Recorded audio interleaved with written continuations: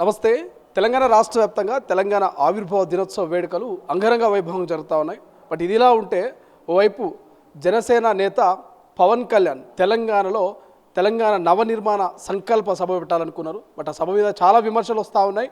So right no మాట్లాడే ప్రయత్నం చేద్దాం. ప్రస్తుతం మనతో పాటు కాంగ్రెస్ పార్టీ సీనియర్ నేత మాజీ మంత్రి పుష్పలీల గారు ఉన్నారు. సో పవన్ కళ్యాణ్ సభను పర్మిషన్ ఇవ్వలేదంటే ఇదంతా కుట్రపూరితంగా ఇవ్వాలనేది కొంతమంది జనసేన నాయకులు అంటూ ఉన్నారు. సో ఏం మాట్లాడతారు పవన్ కళ్యాణ్ సభ మీద?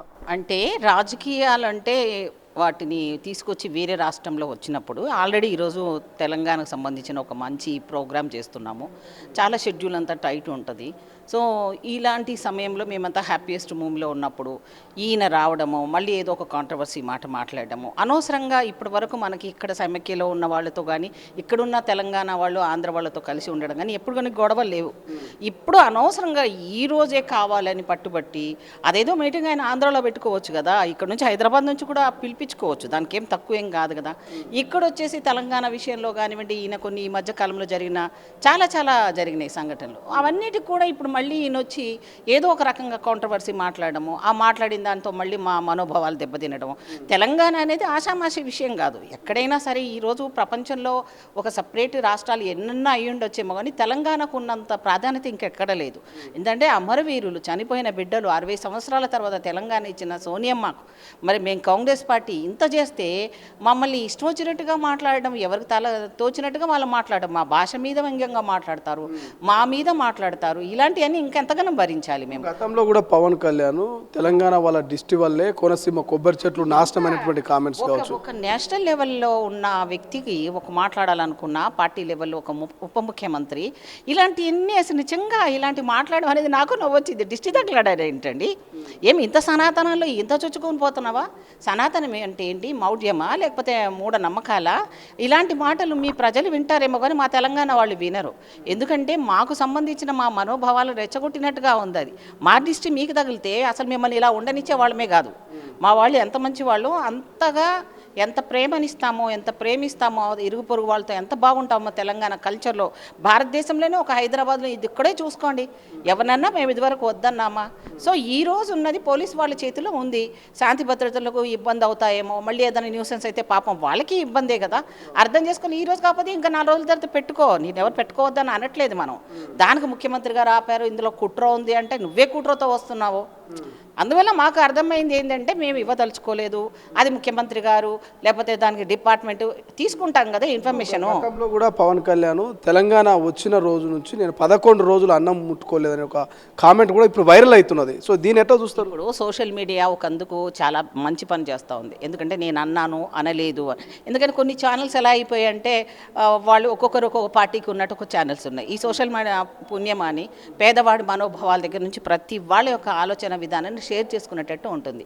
మేబీ అందులో కూడా కొంచెం మిస్టేక్ ఉండొచ్చేమో, కానీ ఈయన అన్న మాటలు అవేమి వైరల్ అవుతున్నాయి అంటే అవి ఆయన మనసులో ఏముంది, ఎంత కుటిలం ఉంది, ఎంత లెవెల్లో ఉన్నది. ఒక భారతదేశం మొత్తంలో ఉన్నవారు అయ్యో ఇది న్యాయమైనదే, ఇవ్వాల్సిందే అని చెప్పేసి వాళ్ళందరూ సమర్థంగా, అదే చంద్రబాబు నాయుడు గారు అసెంబ్లీలో దాన్ని పాస్ చేయడం జరిగింది. అన్ని రాష్ట్రాల్లో దాన్ని ఒప్పుకున్నారు. పాస్ చేసినాకనే కదా అన్ని పార్టీల వాళ్ళు ఆమోదం పొందిన తెలంగాణ వచ్చింది. అలాంటిది నీకంతా ఎందుకు బాధ అయిందంట? నీకేమైనా స్వాతంత్రంలో చనిపోయిన వాళ్ళ గురించి తెలుసా, లేకపోతే అమరవీరుల బిడ్డల యొక్క విషయంలో తెలుసా, లేదా మీరు సపరేట్ ఆంధ్ర అయ్యారు?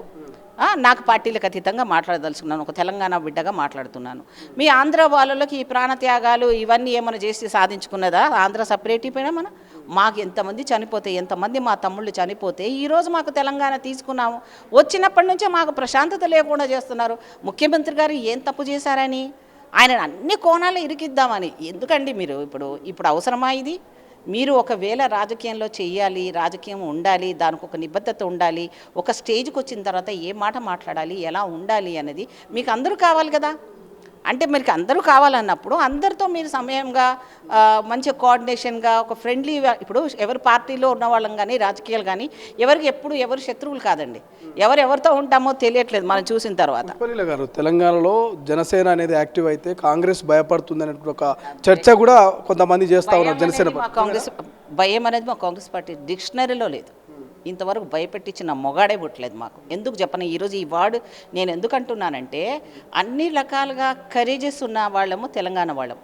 పెట్టినా పెడతాము, ప్రేమగా ఉన్నా ఉంటాము, నచ్చకపోతే తీసి నాలకు కొడతాము. మా మెంటాలిటీ మీరు అందరూ చూసే ఉంటారు. ఎవరు వచ్చినా హత్తుకుంటాం ప్రేమగా, ఉన్న దాంట్లో పట్టడన్నం పెడతాం మేము, మాకు స్వార్థ చింతన లేదు. అలాంటిది మీరు ఇవన్నీ తీసుకొచ్చి మా మనస్తత్వాలని, మా క్యారెక్టర్ని, మాకు సంబంధించిన ప్రతి విషయాన్ని మీరు ఈ రకంగా వాడుకోవడం అనేది ఇది మీకు విఘ్నత కాదండి. నేను చెప్తున్నాను కదా, మీరు ఉండొచ్చేమో సినిమాలో హీరో ఉండొచ్చేమో, కానీ ఆ హీరోయిజం రాజకీయాల్లో చూపిస్తానంటే నడవదండి. ఎంత లో ప్రొఫైల్గా ఉంటే అంత గొప్పగా ప్రజలు మిమ్మల్ని మెచ్చుకుంటారు. మీకు అందరూ కావాలి, అన్ని సమస్యలు వినాలి, మీరు అందరూ మీకు సమానమే. ఈరోజు మీకు ఉప ముఖ్యమంత్రి పోస్ట్ వచ్చింది, అదేం జీవితకాలం కాదండి, ఆల్రెడీ 2 సంవత్సరాలు అయింది. అక్కడున్న సమస్యల మీద కాన్సన్ట్రేట్ చేయండి. ఇక్కడున్న దాని మీద మీ పార్టీ స్ట్రెంత్ అసలు మీరు చంద్రబాబు నాయుడుని అడిగి పెడుతున్నారా? నాకు డౌటు. ఎందుకంటే మీరు అలయన్స్లో వచ్చారు, మీరు చంద్రబాబు నాయుడుతో పర్మిషన్ తీసుకొని వచ్చారా, లేదా బీజేపీ వాళ్ళు ఇక్కడ నుంచి మిమ్మల్ని, ఇక్కడ వాళ్ళకి సత్తా లేదు కాబట్టి, వాళ్ళకి పవర్ రావట్లేదు కాబట్టి మీ సపోర్ట్ తోటి మరి వాళ్ళు వచ్చి ఇక్కడ మిమ్మల్ని రమ్మని అడిగారా? మరి ఇప్పుడు ఆ ప్లాట్ఫామ్ మీద ఒకవేళ రేపొద్దున బీజేపీ వాళ్ళు ఉంటారా? మరి లేదు, ఓన్లీ మీ పార్టీకి మాత్రమే జనసేనని ఇక్కడ స్ట్రెంథన్ చేసుకోవడానికి వస్తున్నారా? అంటే మీరు ఏంటి అలయన్స్ యొక్క భావన అర్థం ఏంటిదండి? మీ పార్టీ జనసేన ఎక్కడ పుట్టింది? ఆంధ్రలో పుట్టింది. సరే, దాని కార్యక్రమాలు మంచికో చెడుకో ఆంజనేయ టెంపుల్కి వస్తున్నారు, అక్కడ డెవలప్మెంట్ అన్నారు, అలాంటి వాడికి ఎవరైనా రావచ్చు. తిరుపతికి మేము తెలంగాణ వాళ్ళం పోతాము సపరేట్గా అయిపోయినాక కూడా మాకు దేవుళ్ళ విషయంలో కానీ దేని విషయంలో మాకు ఎలా లేదో అలాగే మేము అందరినీ వెల్కమ్ చెప్తాం తప్ప ఈ గుడికి మీరు రావద్దు, ఆ గుడికి మేము అనట్లేదే మేము. అలాంటిది ఓకే, కానీ మీరు ఇలా మాట్లాడడం అనేది బాగలేదండి పవన్ గారు. నేను చాలా రాజకీయంగా నేను చాలా సీనియర్ని, నేను కూడా చూశాను, చంద్రబాబు నాయుడుతో పనిచేశాను, మీరు కూడా ఆయనతో కలిసి ఉన్నారు.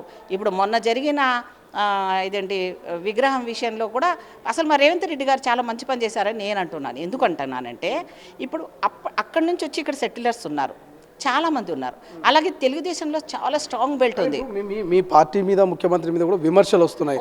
ఆంధ్ర ఓటర్లను, ఆంధ్ర సెక్టర్లను రేపు జిహెచ్ఎంసీ ఎన్నికల్లో క్యాష్ చేసుకునేందుకు ఎన్టీఆర్ విగ్రహాన్ని పెట్టిరు అనేది ప్రధాన చర్చ. నిజమేనా? ఒప్పుకుంటారా? 100% అనుకుందాం. రాజకీయాలు చేస్తున్నాం మేము.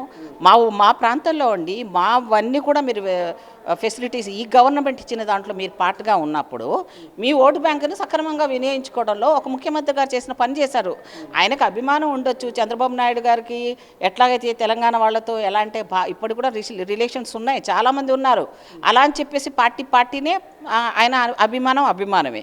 ఇక్కడ కూడా ఇప్పుడు రాబోయే ఎలక్షన్స్లో ఈ ఓటర్స్ కన్ఫ్యూజన్లో ఉన్నారు పాపం. వాళ్ళు తెలుగుదేశం వాళ్ళు ఆంధ్రకి వెళ్ళలేరు, వాళ్ళు పాపం సమైక్యల నుంచి వచ్చి ఇక్కడికి వచ్చిపోయారు, ఇక్కడ సెటిల్ అయ్యారు. వాళ్ళ గురించి కూడా ఆలోచించాలి కదా. రేపొద్దున ఎలక్షన్స్లో మాకు కూడా రావాలి. మరి ఎవరైతే అభిమానులు ఉన్నారో వాళ్ళందరూ కూడా కాంగ్రెస్తో రావడంలో తప్పేం లేదు. అలాంటి మాత్రాన కాంగ్రెస్ పార్టీని తీసుకుపోయి తెలుగుదేశంలో కలిపేశాము, ఇవన్నీ ఉట్టి మాటలండి. ఒక రాజకీయంగా తెలిసిన లెవెల్లో ఉన్న వాళ్ళము ప్రతి ఓటును కూడా మేము చాలా కౌంట్ చేసుకుంటాం. ఒకవేళ అనుకుందాము భక్తితో పెట్టారన్నా దాంట్లో తప్పు లేదు, విగ్రహాలు అందరి ఉన్నాయి, మేము యాక్సెప్ట్ చేస్తున్నాం. మేమేం తెలంగాణ వాళ్ళము తీసి పడేయాలంటే 2 నిమిషాలు కాదు. నిజం కోపం వచ్చింది మాకు, తెలంగాణ వచ్చినాక కూడా ఎవరెవరితో పెట్టడం ఏంది, అంతేందుకు మన బాలసుబ్రహ్మణ్యం ఎందుకు పెట్టించాడు?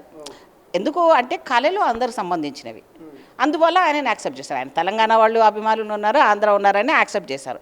అక్కడ మీరు తప్పు చేస్తే మనం ఏం మాట్లాడడం.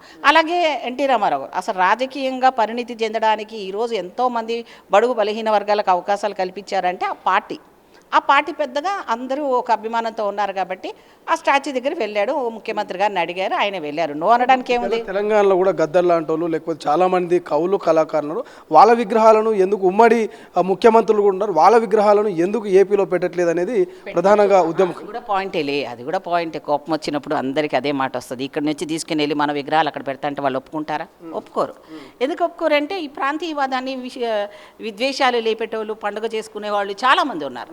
సో మనం ఏమంటామంటే నాయకులకు స్టాచ్యూల విషయంలో ఏదన్నా అలాంటిది ఏమన్నా ఉంటే దాన్ని అతిగా తీసుకోకుండా దాన్ని క్యాజువల్గా వదిలేస్తే ఇష్యూ లేదు. ఇప్పుడు ఇంతకుముందు మీరు డిక్షనరీ అన్నారు, డిక్షనరీకి సంబంధించి మొన్న బక్కని నరసింహులు మాజీ ఎమ్మెల్యే తెలంగాణ అనే పదం డిక్షనరీ లేదు అని అంటున్నాడు. సో ఎందుకు మీరు రియాక్ట్ కాలేదు కాంగ్రెస్ సీరియస్గా దాని మీద?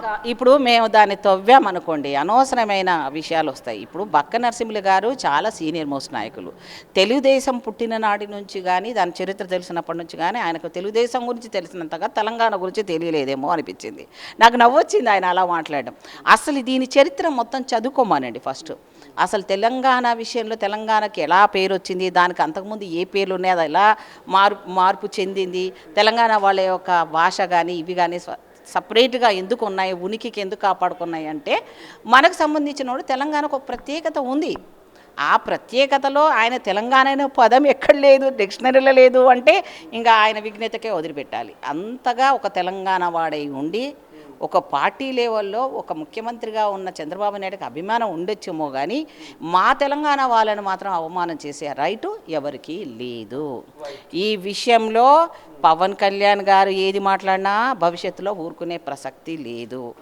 అలాగే ఇంతకుముందు ఎవరు మన కేసీఆర్ గారు ఇక్కడ ఎవరైనా మాట్లాడితే తాట తీస్తానన్నాడు ఆయన, తుక్కుడాలు చేస్తానని కూడా వైరల్ అవుతుంది. సో మేము అంతగా ర్యాష్గా మాట్లాడకపోయినా మేము మాత్రం చాలా పేషెన్స్తో అబ్జర్వ్ చేస్తున్నాము.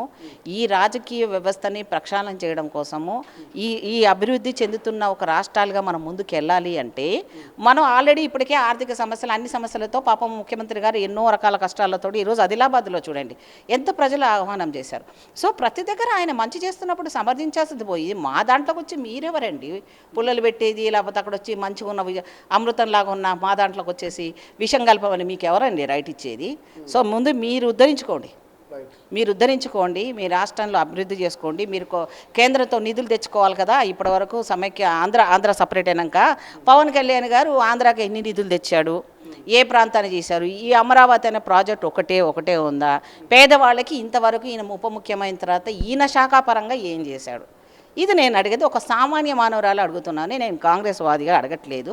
పవన్ కళ్యాణ్ గారి మీద మాకు ప్రత్యేకమైన విద్వేషం కానీ పగ కానీ మాకు లేదు. కానీ మమ్మల్ని ఉన్న వాళ్ళను ఉండనివ్వకుండా పిచ్చిగా వాగితే మాత్రం దానికి తగిన బుద్ధి చెప్పడానికి మా వాళ్ళు తెలంగాణ వాళ్ళకు చాలా రోషం ఎక్కువ అండి. మామూలుగా ఉండదు. తినేది ఉప్పు కారం గొడ్డు కారమే కానీ కొంగు లోపలి తరిమి ఆ రోజు ఐలమ్మ దగ్గర నుంచి ఇప్పటి వరకు కూడా మేము అదే రేంజ్లో అదే పౌరుషంతో బతికేవాళ్ళం. మమ్మల్ని రెచ్చగొట్టే పరిస్థితి ఎవరు చేసుకున్నా ఇక ముందు మేము సహించాం. Right, thank you so much. ఇది మాజీ మంత్రి పుష్పలీల చాలా క్లియర్గా చాలా ఘాటుగా మరి పవన్ కళ్యాణ్ కౌంటర్ ఇస్తుంది. మరి చాకలి ఐలమ్మ నుంచి నేటి వరకు ఎవరిని కూడా సహించము, తెలంగాణ వాళ్ళని రెచ్చగొడితే చూస్తూ ఊరుకోమంటూ కూడా పవన్ కళ్యాణ్ కౌంటర్ ఇస్తున్నటువంటి పరిస్థితి. చూద్దాం పవన్ తన సభను రద్దు చేసుకొని మరి సైలెంట్గా ఉంటాడా లేదా భవిష్యత్తులో మరోసారి సభను పెట్టేందుకు ప్రయత్నం చేస్తాడా? ఏం జరగబోతుంది పవన్ సభ మీద అనేది భవిష్యత్తులో చూద్దాం. కెమెరా పర్సన్ అజయ్తో శ్రీశైలం, తొలి వెలుగు, హైదరాబాద్.